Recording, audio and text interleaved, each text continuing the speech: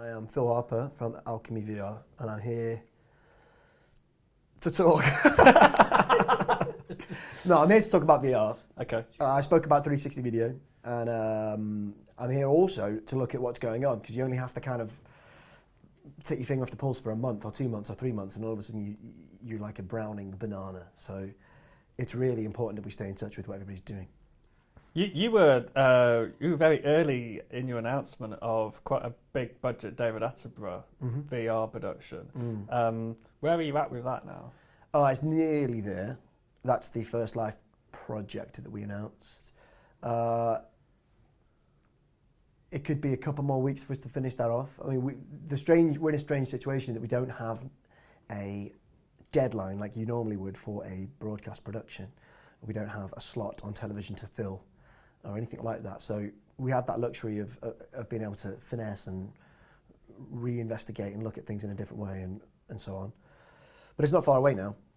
Is the short and boring, dull media answer.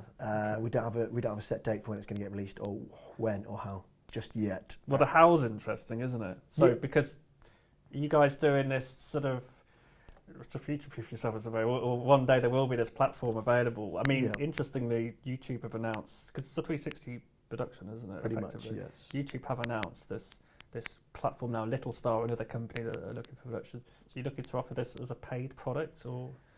We'll see. I mean, we're open to those discussions. It's a strange situation that we haven't really come at this from the perspective of let's jump in, build this, get paid, and leave. What First Life was when we began it was purely an investigation into whether we could tell a story or a natural history story through the medium of graphics and the real-time rendered graphics using VR. And it just iterated and iterated to the point now that we feasibly could release a production. And that's what we're looking at doing. And so with the industry moving so quickly as it does, the one constant amongst that movement is, well, we have a piece of content that's pretty cool and pretty unique. So we just have to wait and see how the market moves and emerges. There's all this stuff happening, which we would comment on happily, but we don't ultimately know where it will end up at this stage. We have some good ideas, but we don't really know yet. I don't know what you can say, but I saw months ago as a part of it, and it looked amazing. The opening sequence was just astounding. Could you and the quality of the graphics were like the same quality as your other productions. So can you give us a bit more of a preview of what we can expect when it is released? Yeah, it tries to follow the story of the First Life movie, a documentary that's already out there that people can see and watch and download and do whatever they would like to. But what we tried to do was where in the original film there is a cut back to these creatures 500 million years ago, we're placing you inside those scenes. So where David has alluded to the Cambrian Oceans, we're placing you inside the Cambrian Oceans. And we play a lot with scale. So some of these creatures are very, very small to a human like us. So what we've done is to bring the viewer down into a scale where these creatures seem larger for two reasons. Firstly, looking at a creature this big in VR is extremely dull. And you really need to get a sense of scale of these creatures. And the second thing is that that's one of these new narrative tools that we think we can use or would like to play with in the future is scale. And scale is one of these almost impossible things to get right in television. We've all seen that famous clip of David Attenborough, as it happens, describing a blue whale and how excited he gets as the fin comes up above the ocean surface. That's, I think, as close as we've come to really trying to show how massive these creatures are, but you still have to have the audience calculate that. It's about as big as, well, it must be this big based on how big David is. I think when an audience or when a human or when anybody gets a real sense of scale of anything, they feel it in a way that's difficult to quantify, really. Like if you stand next to an elephant, you don't calculate how big it is, you feel it because it's towering over you. And we can do that in VR in a way that I don't think is possible in television. So, and we can play with it as well. So in the case of Harper, we can make you as small as these creatures were. so that their predators feel as massive to you as they would do to a creature of that time. So there's all these cool tools that we can play with, that we have played with in First Life to make you feel small. In some instances, we've placed you right inside a cell, which obviously you can't do. But to give a sense of the scale of those organisms and constructs of our world, we've made you very, very small, and you can see them in great detail and see how they begin to split apart. Interesting. There's a story recently about Qantas handing out Gear VRs and letting their first-class passengers view content. And part of that, from my understanding, is this virtual cinema environment. Now, you've got this, this legacy of 3D production. Yep. Are you planning to reformat that and repurpose it for VR? Well, we've got one of those that we've done, which is Micro Monsters. That's another project that it's very simple. We're really pleased with it, though. I'm so sorry. That's going to pick up, isn't it? That's right. But even the vibrate is loud. I have mine on airplane. I'm sure. So good off that. Okay, sorry. That's right. So if we just do that last question again, we'll be fine. 3, 2, 1. So there's some talk now of creating virtual cinemas. I know Qantas Airlines are offering their first class passengers that. Yep. What about all your legacy content? Can you do something exciting with that? Yeah, I think we can. And I used Gear VR, one of the prototype Gear VRs, on the way back from somewhere or other on a plane. And it was actually particularly uncomfortable because it was only a prototype at the time. But I watched all of AI in a virtual cinema on the way back. And it was so good. And it made the journey so much more pleasurable. And as we were coming back, I thought, well, if you're going to show traditional 2D content in a cinema, in a virtual space, why would you choose a cinema? Like, we all understand what a cinema is. It makes sense because we can ground, right? Okay, I'm in a cinema. But we can place you anywhere we would like to show that movie. And there's a really nice trend at the moment in London, a lot, and elsewhere, like, pop-up cinemas where there's these immersive spaces where you might watch a film.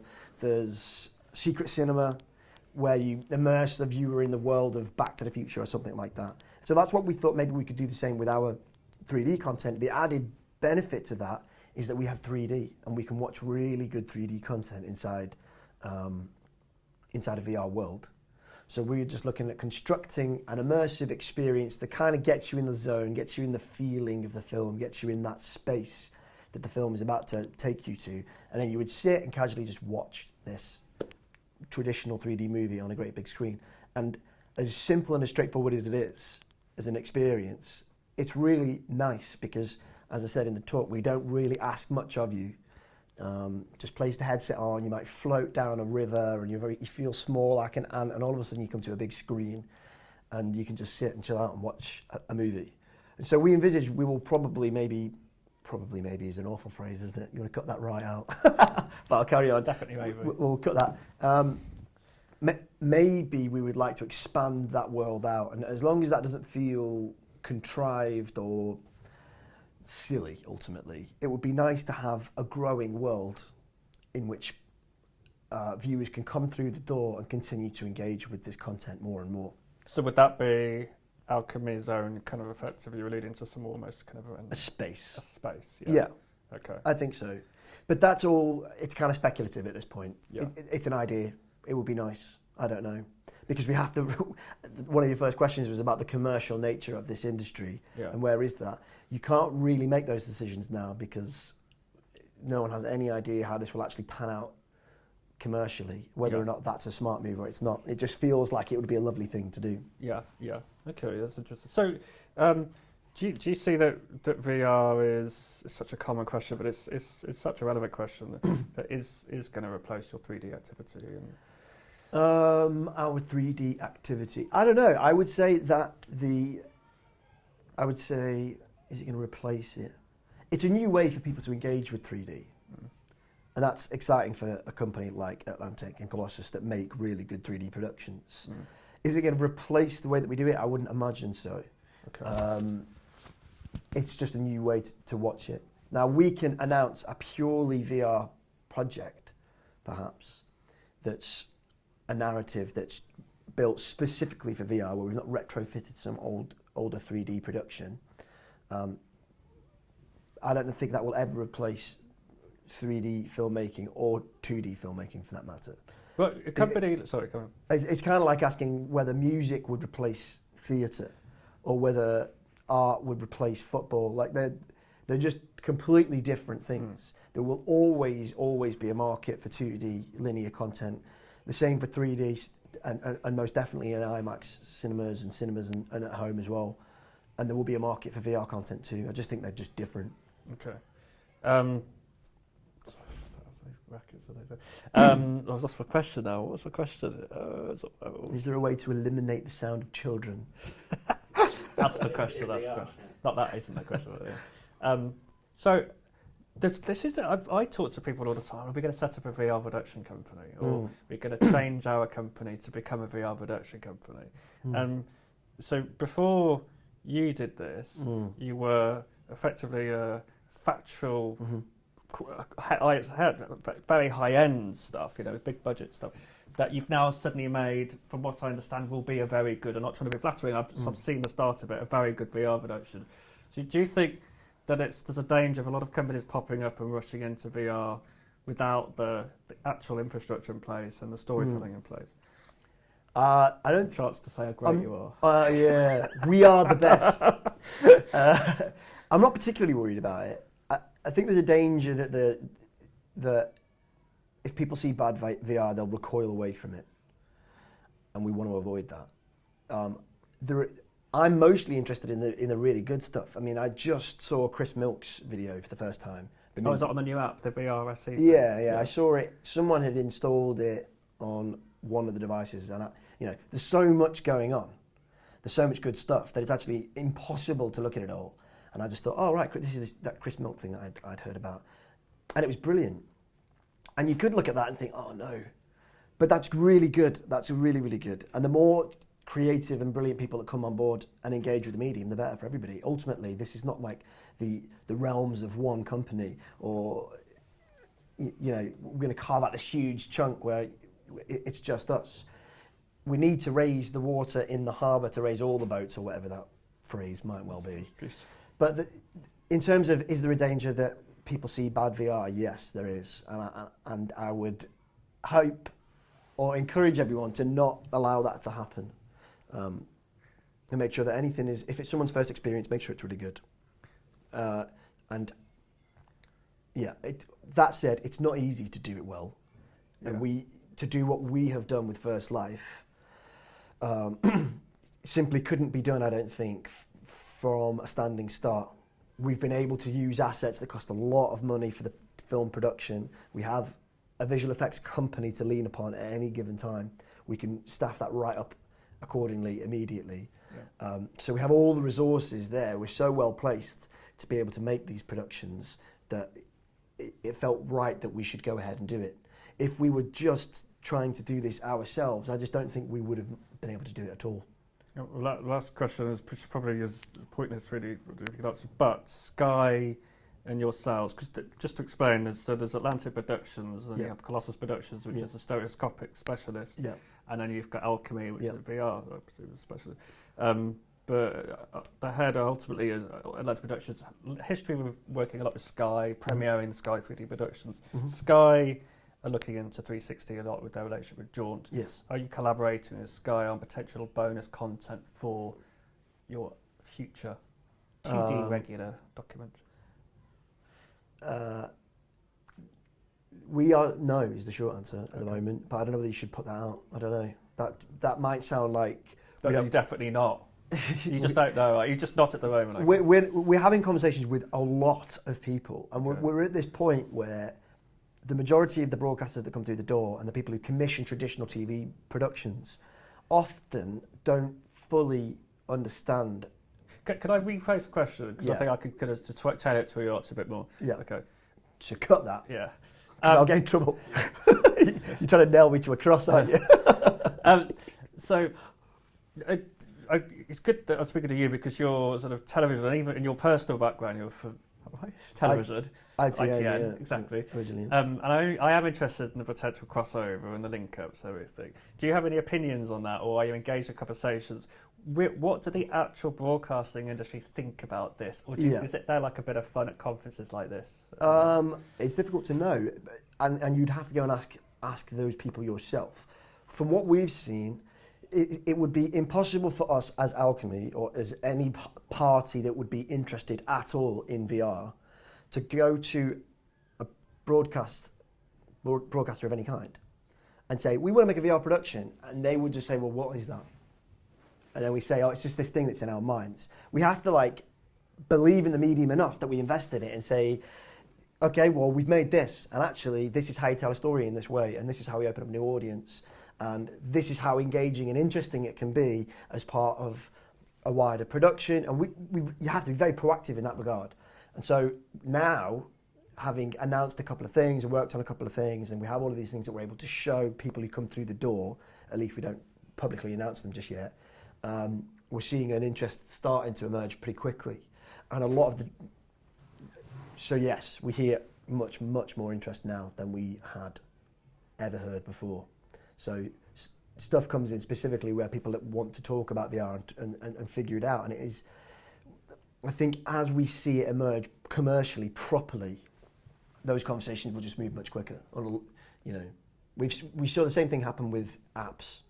Production companies were like, we have to be on apps. Everything has to be an app. Let's make an app for everything. We saw it with websites and social media and Twitter and all of it. They're always keen to be on the pulse, and they should be keen to be on the pulse. And as I said in the talk, not in really superficial ways, but in ways that are really meaningful and really interesting and engaging. And I think, and this is my opinion, I think VR really ticks that box. We can allow audiences to connect with the subject matter of the program in a really real and visceral way. And that's kind of exciting and cool. So I think if I were a broadcaster or in charge of all of these broadcasters, we'd be seeing a lot more of this kind of stuff pretty soon. Feels like the Harper channel or something. Harper, that's Harper's production, isn't it? That's great. That was a nice area to do interview. And just get a bit at the end. Can you just say what you think of SouthWest VR? It's been good. I've been sat down here talking to journalists for most of it. Have you seen any of it? I've not really seen any of the demos yet. I went upstairs, did a talk, had some lunch, and then talked to you a great deal. So I won't provide all of that. That's so it's been lovely. Yeah. But I'm hopeful to go upstairs and have a look at it all. And it seems like one of the first VR conferences I've been to that it's really bubbling away now. Like a few of them have been a bit like standing starts, like, oh, what's going on? And no one really understood what was going on. There's a lot of people upstairs, and there's people from like a whole range of different disciplines. You've got broadcasters, documentary makers, game makers, educational things, people from doing architecture. So there's this it feels up there with the other conferences about other genres, doesn't it? Yeah, and it's moved away. It's not to say that gaming isn't going to play a huge part. It is absolutely going to drive this thing, but there's so much more that VR is going to be able to do. Yeah. And we're starting to see that interest, that, as I say, that convergence of interest of what's possible in VR. Yeah. Because you simply could, if you wanted to, watch 2D content, 2D video content in the coolest new way ever. I'm going to show you my app. That's great. Thank you.